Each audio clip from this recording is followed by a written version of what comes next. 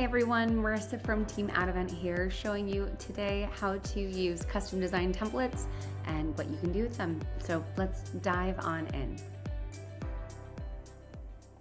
Click on the left under the Designs tab right here.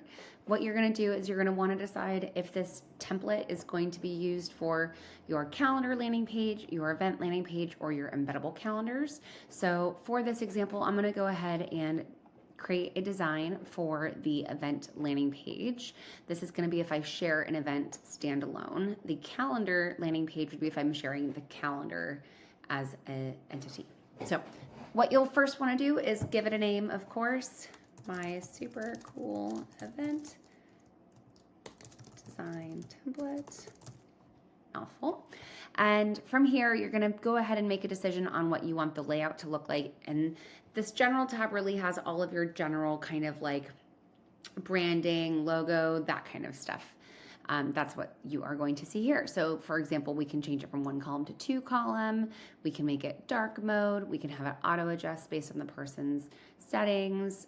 We can add in a logo image and link that logo. You can change your social media share image, so that's what pops up when you share the link on places like, Twitter or LinkedIn, even in Slack. That's going to pull whatever image you put here. The favicon, if you're not familiar, that is right up here, that little icon that you see next to your browser window. And then, of course, you can adjust your page colors and font as well. So let's go ahead and look at the page elements next, just to see what our customization options are. Awesome. So in here, we can see there's a bunch more settings. So what we are asking for with the event image is if you have an event image set on your event, it will basically put that right across the top. That's going to be on by default. If you don't have an event image in your event, that's okay. It is not going to add anything there. It will just keep it blank. So don't fret if that is the case. Event title, date, time, all this stuff, this is just going to change what literally is displaying.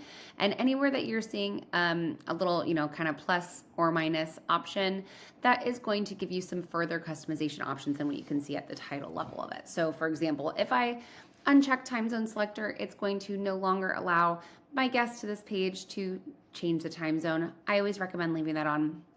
But what you might want to do is change the labels on here. So for example, this correlates to this time zone shown in. So, currently showing in EDT.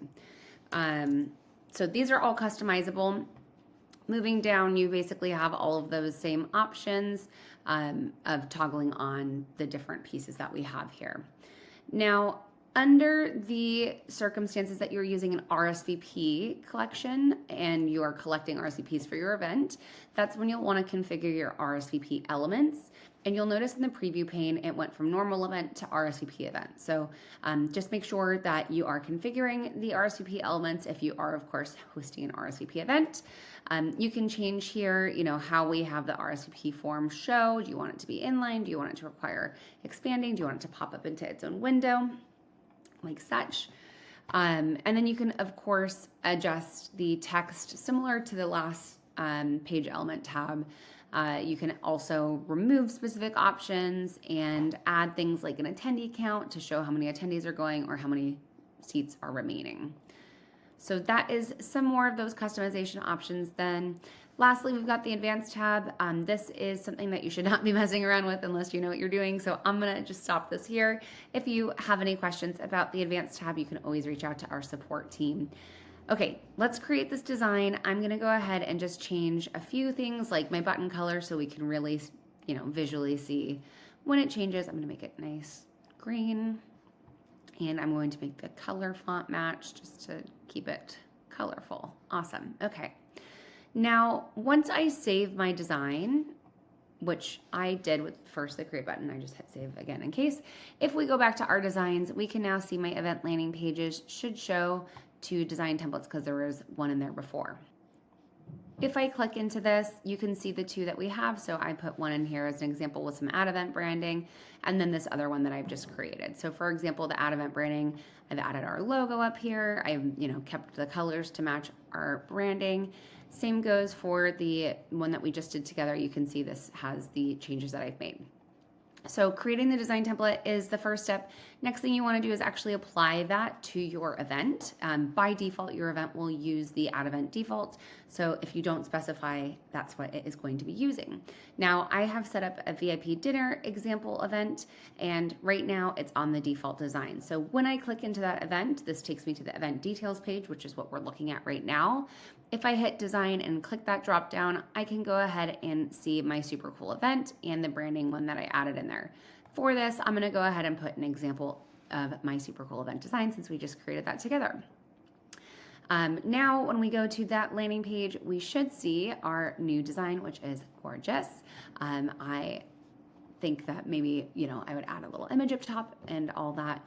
So to add your event image to your event landing page for the specific event, you would basically click into the event, click edit. From here, you would click on this set event image box, and that will open up our image editor so that you can go ahead and add your image, and it will display if it is toggled on in the template. So thanks so much for joining us today, everyone. We are going to leave it here, and I hope this was helpful.